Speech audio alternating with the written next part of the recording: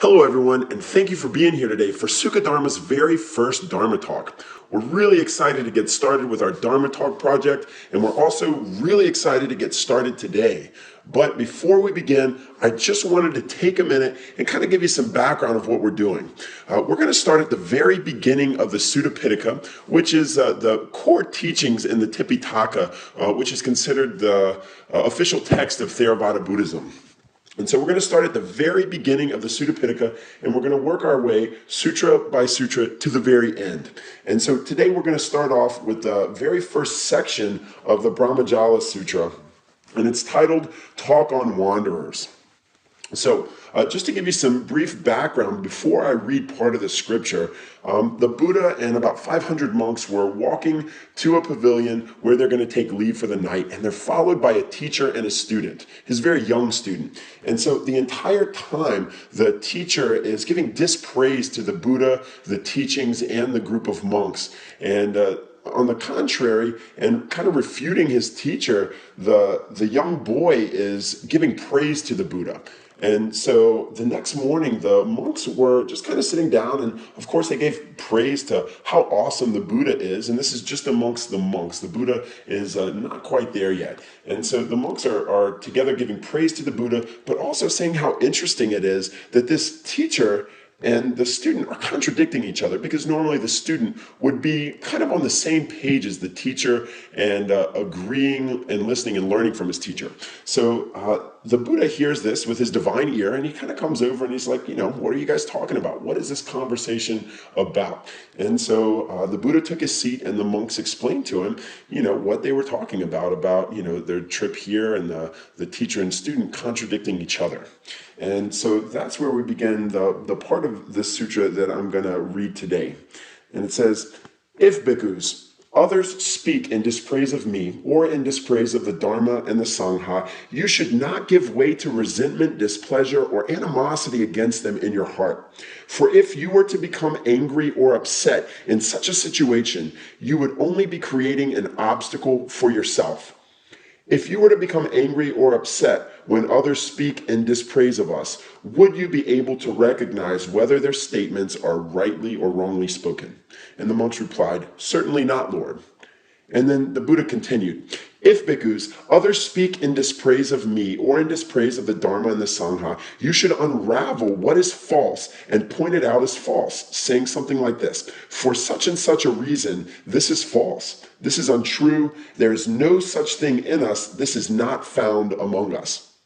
And if bhikkhus, others speak in dispraise of me, and if bhikkhus, others speak in praise of me or in praise of the Dharma and the Sangha, you should not give way to jubilation, joy, and exultation in your heart. For if you were to become jubilant, joyful, and exultant in such a situation, you would only be creating an obstacle for yourself.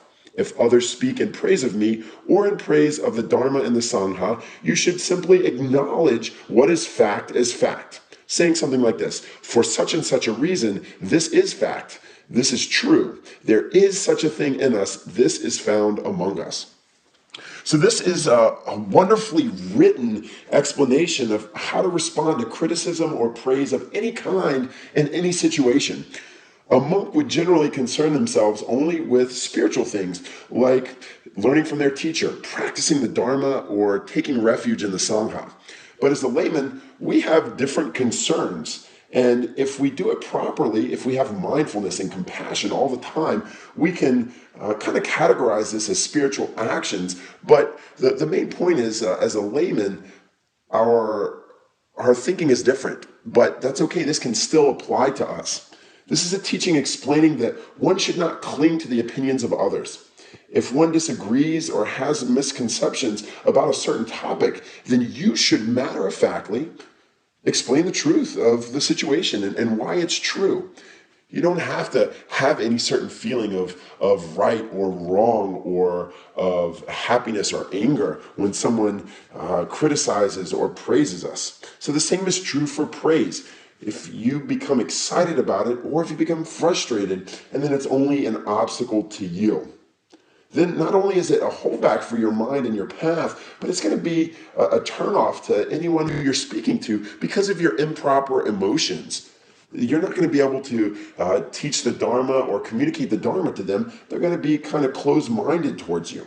Also, if you celebrate praise, then it means you're distracted. It means that you have a desire or attachment or some ulterior motivation for that praise. It means it's not pure.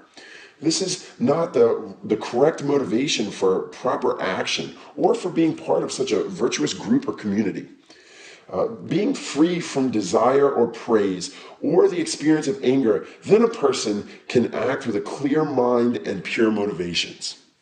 I hope that you guys really get something from our short Dharma talk today. I know this is a simple message, but as we go on learning more and more about different sutras, it's going to get much more in depth. But anyway, I hope that you took my simple explanation today, and I hope that it opened your mind for some new thoughts and some new ideas that can help you to grow spiritually. Again, thank you so much for being a part of Sukhadharma's very first Dharma teaching, and I hope that you and all other beings can find a true happiness within yourself, and I can't wait until next week.